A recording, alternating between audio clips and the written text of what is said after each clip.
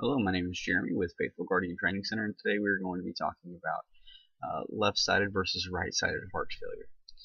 So in a previous video, you noticed that your left atria receives blood from your pulmonary vein, which comes from your lungs, and your right atria receives blood from the vena cava, which receives all the blood from the rest of your body.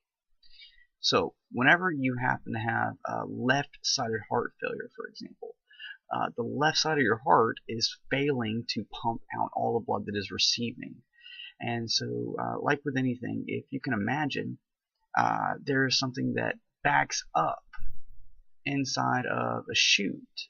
It just continues to build up and build up and build up and build up. Just like if you were going to pour oil in your car through a funnel. If you poured the oil too fast, it would back up and then it could potentially overflow if you weren't too careful. And the same is true for your body.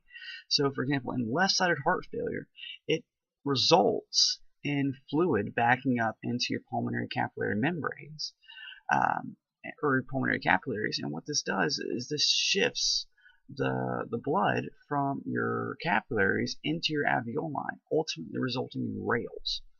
And something that this causes your patient to experience is they're going to have paroxysmal nocturnal dyspnea, which is difficulty breathing at night. And it's typically it can be due to them laying down and them actually start to drown in their own blood.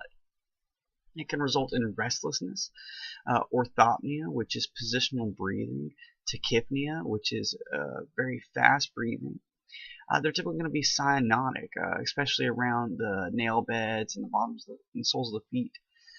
And they can also have crackles, which is also known as rales, and it can develop into blood-tinged sputum. So they're going to start actually coughing up bloody substances because they're actually coughing up blood that is backing up into their lungs. And these patients can be confused due to hypoxia, and it's just all around a bad time. And it is definitely a life threat. On the flip side of that, we have right-sided heart failure. Right-sided heart failure is going to be whenever your right ventricle isn't able to pump blood to your lungs, whether it be due to left-sided heart failure or another disease process such as COPD. But your right ventricle isn't able to pump everything out, so it starts backing up into the right atrium, which backs up into the vena cava, which eventually backs up into your veins and through the rest of your body.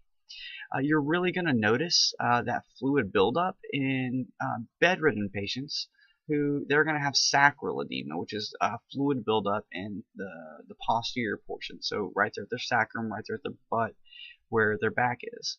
Or you can also have pedal edema. And pedal edema is just fluid buildup in your lower extremities, specific towards your feet. Now, fluid, like with anything, whether it be inside the body or outside, it loves gravity. So that is why we have pedal edema versus sacral edema. Pedal edema is typically going to be in those patients that maybe aren't necessarily bedridden, but they're not very active, or they're not taking their medication like they're supposed to, or any number of reasons.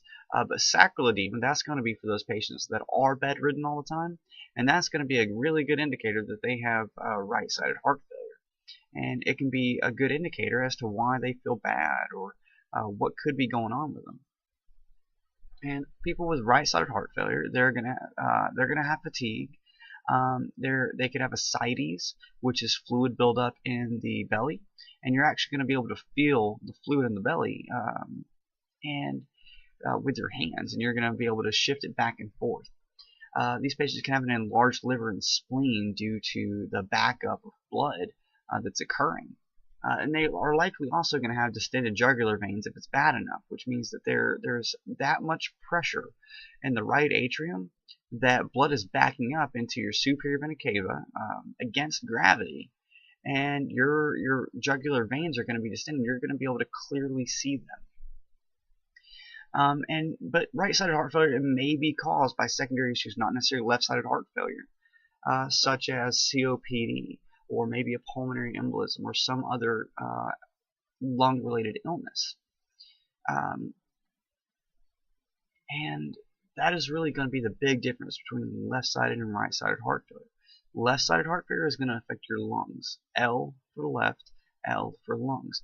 Right-sided heart failure is going to affect the rest of your body, which you're going to see with jugular vein distension, ascites, which is in the belly, sacral edema, which is in your back, and pedal edema, which is going to be in your feet. And that's the difference between left and right.